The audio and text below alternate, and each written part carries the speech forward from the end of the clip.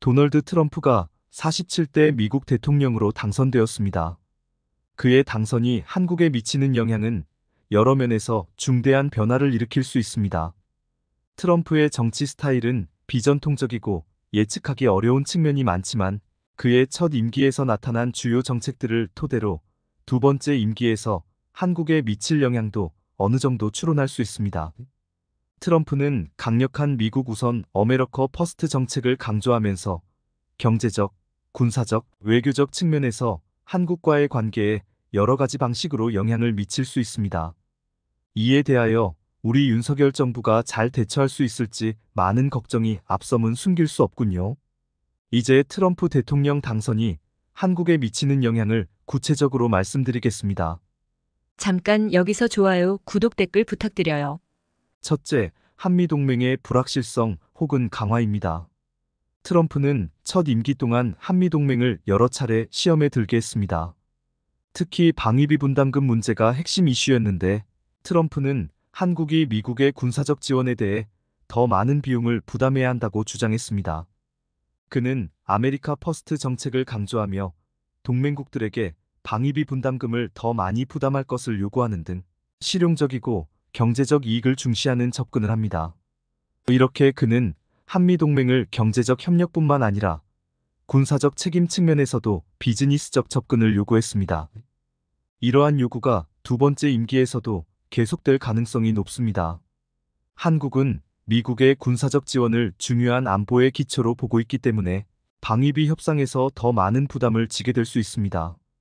그러나 트럼프가 방위비 문제를 지속적으로 제기하면서도 미국의 군사적 존재가 한국의 중요한 안보 보장을 제공하는 점을 고려할 때 한미동맹 자체가 약화되지는 않을 가능성이 큽니다. 다만 비즈니스적 사고방식으로 동맹을 다루기 때문에 한국은 이에 대한 경제적 부담을 더 크게 느낄 수 있습니다. 특히 동북아시아에서의 중국의 군사적 위협과 북한의 핵 문제를 고려할 때 한미동맹이 전략적으로 더욱 중요해지지만 경제적인 대가를 요구하는 트럼프의 태도는 부담이 될 것입니다.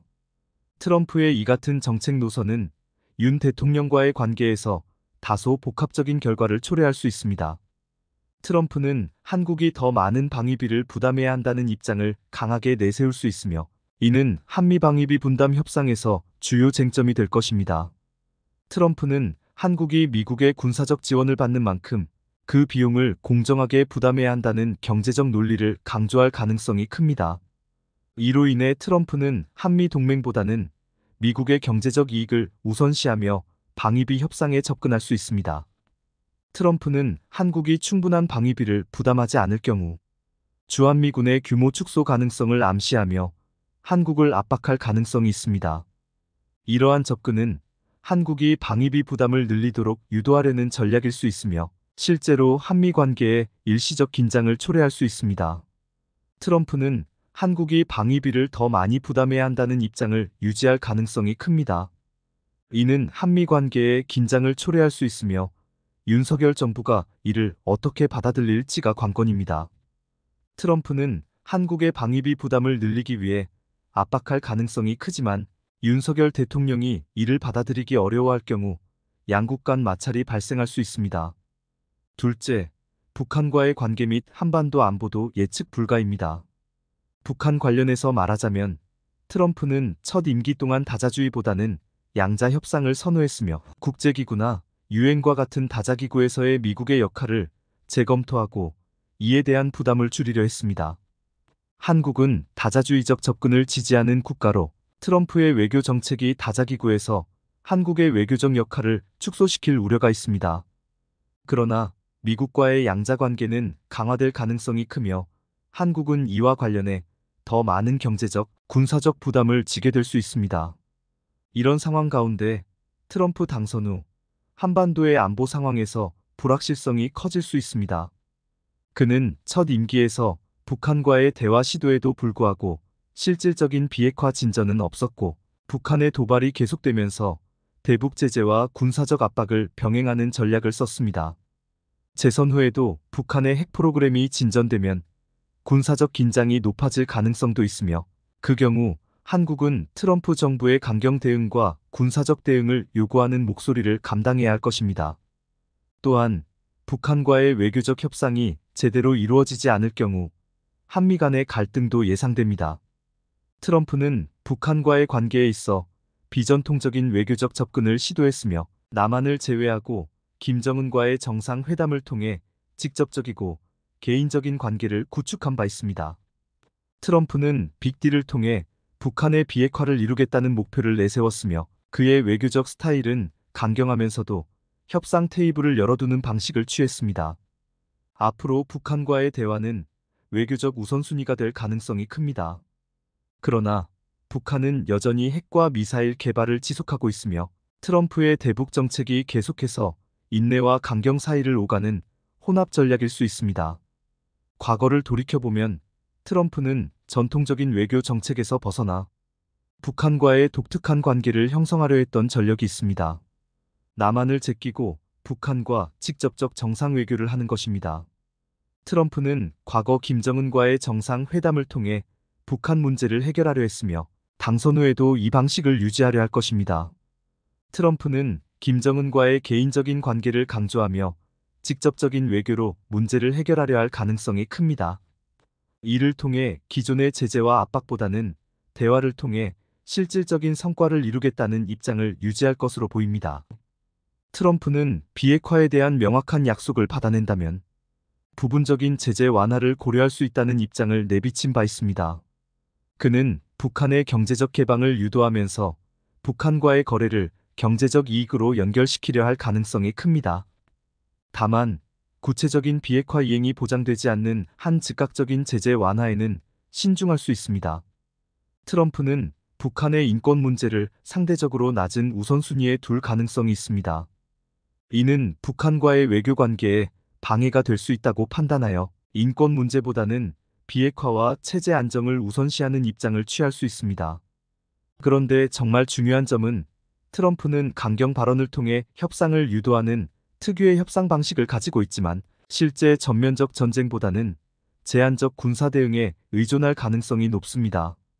트럼프는 대규모 전쟁에 대한 부담과 비용을 고려해 북한과의 전면전을 피할 가능성이 큽니다. 그러나 강경 발언과 군사적 대응 가능성을 높이는 것은 북한을 자극할 수 있으며 이로 인해 북한이 군사력을 과시하면서 갈등이 심화될 수 있습니다. 셋째, 미국과 일본의 관계는 이전과 달리 약간의 긴장 요소가 생길 가능성이 있습니다. 트럼프는 재임 기간 동안 아메리카 퍼스트 정책을 강력하게 밀어붙였고 이를 통해 일본을 비롯한 동맹국들이 방위비 분담금을 더 많이 지불할 것을 요구했습니다.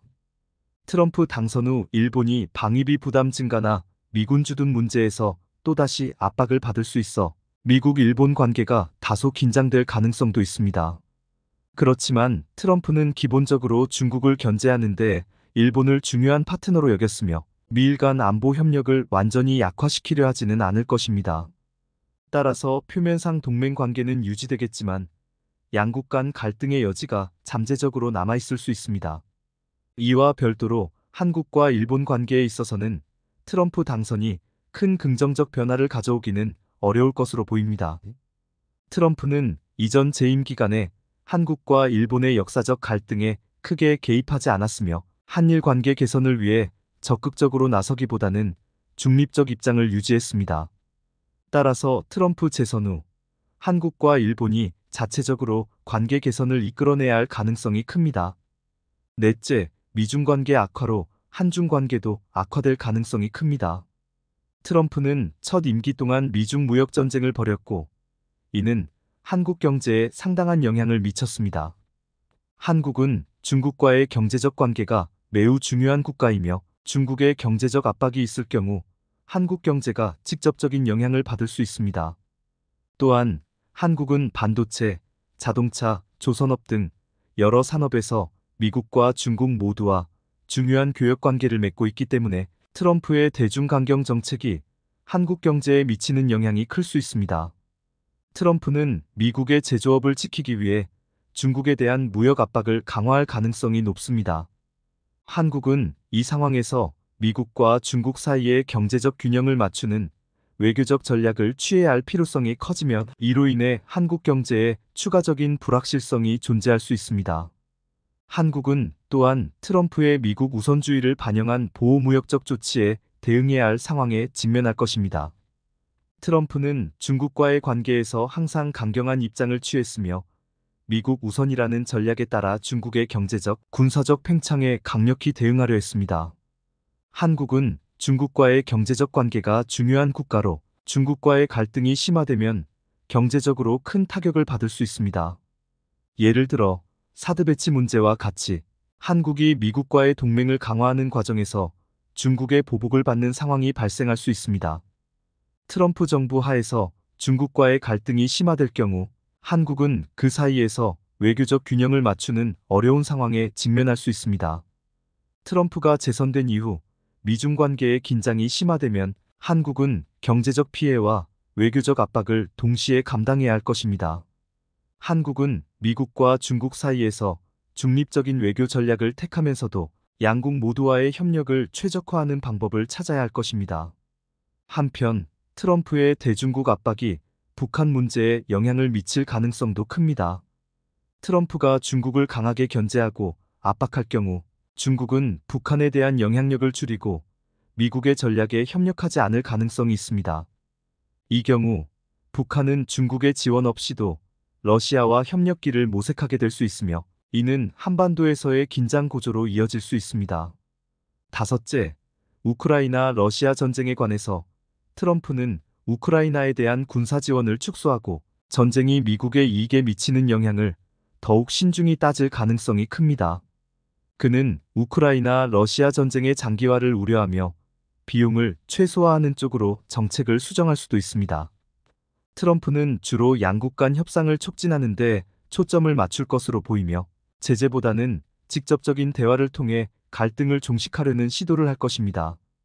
이스라엘 팔레스타인 분쟁에서는 트럼프는 이스라엘에 대한 강력한 지지를 표명하는 한편 팔레스타인과의 협상에서도 친이스라엘 정책을 유지할 가능성이 큽니다. 그는 이전 행정부 때 아브라함 협정을 통해 중동 내 일부 국가와 이스라엘 간 외교 관계를 구축한 바 있습니다. 트럼프는 이 방식으로 중동의 긴장을 완화하려 할 것이며 팔레스타인 문제에 대해서는 큰 비중을 두지 않거나 이스라엘의 입장을 더욱 강조할 수 있습니다. 감사합니다. 좋아요, 구독, 댓글 부탁드려요.